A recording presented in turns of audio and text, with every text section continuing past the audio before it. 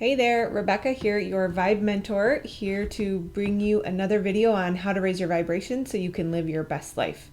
Wanted to keep it quick today, but a pretty important topic, something I think is definitely relevant to the environment that we're living in today, and that is fear. So, the acronym that Oprah made popular was false evidence appearing real. So, fear has a certain purpose. It is valuable when you are standing close to the edge of a cliff and you want to make sure you don't fall off. Fear has a very small place in our lives. Unfortunately, it has started to run our lives and it's being leveraged as a control mechanism. So I really wanted to start to create some awareness and some mindfulness in our collective community, as well as in the world as a whole, just around why we do what we do. Are we acting out of fear or are we acting out of love? And I think you'll be surprised if you start to, or when or if you start to create a habit or a consistent effort to monitor and watch and be mindful of why you do everything that you do. So, an equal title to fear would be intention. So, we need to understand our driving force. And we want to make sure that we are acting out of love 9 times out of 10. If we're standing on the edge of a cliff when we feel fear for taking a next step and getting too close and falling off, that's great. But if we're staying in our job for fear of not having enough money, if we're recycling for fear of environmental collapse, if we're saying things to people out of fear, those things are likely hurtful and they're not coming from a place of love. And all of those things will create negative emotions, negative vibrations in you. You'll feel anxiety, you'll feel tension, you'll feel worry, you'll feel density, contraction, heaviness. When we act from a place that is inauthentic or untrue, false evidence appearing real, we will have that response in the body that tells us this is not right.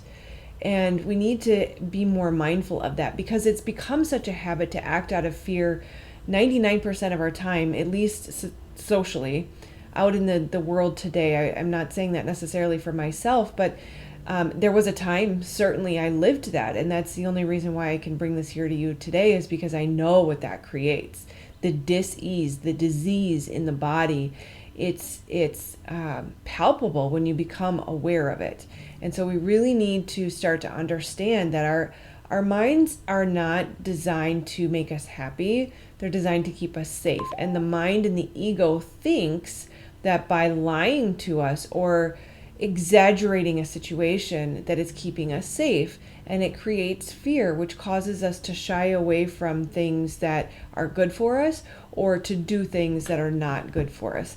And so we really need to start to question what is real, what is truth, without a motivated perception, without a filter of what I want to see. We need to ask ourselves what truly is truth.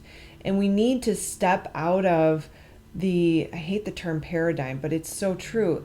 This structure that has been built around us that we are told we have to believe. You don't necessarily know that if you quit your job that everything will go to hell in a handbasket. That's not necessarily true. And of course it does beg the question, is there something greater than you caring for you? Can you have faith and trust in God, the universe, and whatever higher, bigger energies there are out there that are making sure that we're okay? We ask yourself, how do the birds eat every day? They're not out there worrying about their job, worrying about where they're going to find their food, worrying about where they're going to find their water. It just happens. And you can also look back to an experience in your life where it was very stressful. You weren't sure how things were going to go and you got super, super stressed out about it. And then it ends up working out for itself. And you didn't really have to do anything. And the worry that you had really didn't serve a purpose. And I had many, many experiences with this. I was a very anxious child growing up. I have journals and journals of my earlier years, unfortunately, of just all the worries that I had. But one of the more recent experiences was a job offer that came to me, and it should have been really amazing. I was making an additional 30,000 a year by making this change, but I was so worried about my insurance and the commute and where's my son going to go to daycare, and I had a litany of issues to worry about and things to cause me anxiety, and so much so that I could not see the equal or bigger list of things that were awesome and amazing about that change. And I worried and I stressed and I lost weight and I didn't sleep, and I can feel the tension even now, just remembering and recalling that energy and that tension.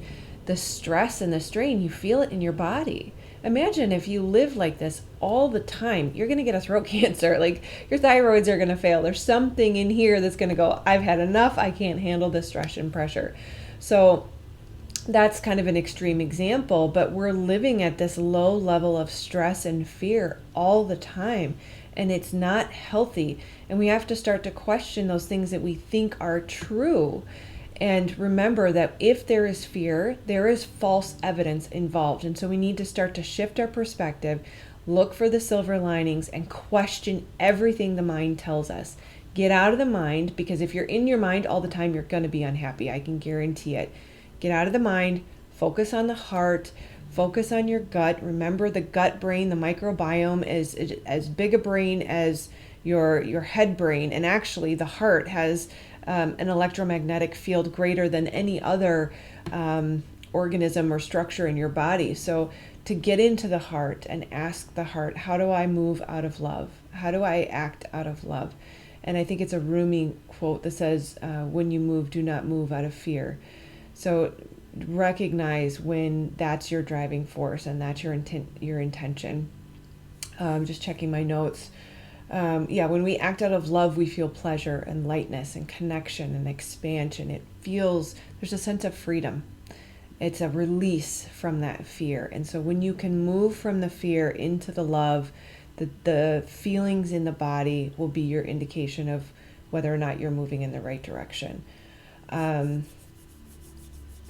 That's all I had. So I know things are difficult. I am not by any means minimizing what the world is going through right now. This is a tumultuous time. There is no doubt. And I don't want to scare anyone, but it feels like something's coming. And it feels that there's big shifts. And astrologically, if you look at the chart of the United States, we're coming up on our Pluto return, which basically is death and rebirth. So I always use the example of cleaning a closet. If you have a closet full of crap, and there's so much crap that when you open the door, it just falls out on you. What has to happen to clean that closet? We're going to pull all the crap out, and we make this huge mess around us, and everything's on the floor and nothing's organized. Basically, we just killed the closet, right? Like, we pulled all the skeletons out, we sort through it, we decide what we need, we decide what we want to keep, we get rid of the junk, and it leaves a gaping hole, and it feels uncomfortable because this is what we've known. And even though it was yucky and it wasn't working for us, it's still an emptiness and there's an unknown. And so we're going to feel uncomfortable for a while, but we can't fear that. We can't fear the unknown and assume that it's bad because we don't understand what's coming to fill that gap. Remember, nature abhors a vacuum. That will be filled, and likely with something better. That's just the process of evolution, is we're going to get rid of what doesn't work so we can fix it and create something better. And in that fixing, it's going to be uncomfortable. So if we can just kind of get comfortable in the uncomfortable, get comfortable in the unknown, take care of yourself, nurture yourself, create that safe place with whatever you have, and remember that your happiness comes from within. Your safety comes from within. Your peace and your joy come from within. Nelson Mandela sat in a jail cell for how many years and refused to let that make him bitter or to ruin him. He had nothing. He had the dirt floor and a bed, I'm assuming. I don't know. But basically nothing. And so if he can do that, we can all get through this, and we can refrain from being in fear. We can refrain from acting out of scarcity or just sheer unwillingness to accept what's coming. Because when we act out of fear, we likely are going to make things worse. And it kind of goes back to the example with my job. I created so much illness. It took me months to recover. I had adrenal fatigue, or whatever the technical term for that is. I'm hearing it's not actually that, but regardless, you get the point. When we act out of fear, we make things worse. When we act out of love, we make things better. So hang in there, love on somebody, smile at somebody, give somebody a hug, do the same for yourself. And remember, I'm here for you. Coaching is available below if you want to apply for one of the last few open options. If not, there's a free link for your Strength Finder, also what I refer to as your superpowers. So take that super quick free quiz and start down the path of creating your own inner stability.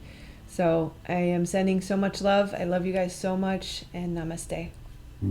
So one other thing I forgot to mention is fear will completely cut you off. You will feel disconnected. You will feel unable to hear your guidance. You will not be able to receive.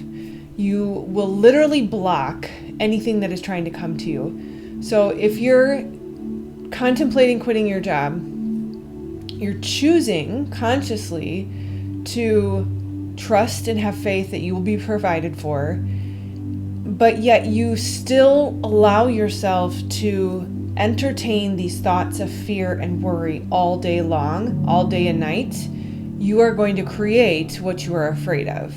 You will not be able to receive the support that you need if you choose to remain in fear. Now, thoughts are choices. And I talk a lot about this on my channel, because everything that we are trying to do here, when we're trying to raise our vibration, when we're trying to reach our highest potential, we're trying to live our best life, all of that requires an elevated focus on what we think, where we focus, what we believe. And there's so many videos that I've done on this, but I have to repeat it for anybody who hasn't heard it. Your thoughts create your reality. It's scientific. If you want some evidence, leave a comment below. I'll link you to the other videos where I've given the evidence, the scientific proof that our thoughts create our reality. So if you're going to make a choice and then choose to remain in fear, that fear is going to prevent you from receiving the support that you need. So we've got to not only make one choice to not live in fear, but to continue to maintain that vibration of trust and faith and monitoring our thoughts and being diligent about what we allow to circulate in our bodies and our minds, because that is what we're going to create. So that is all.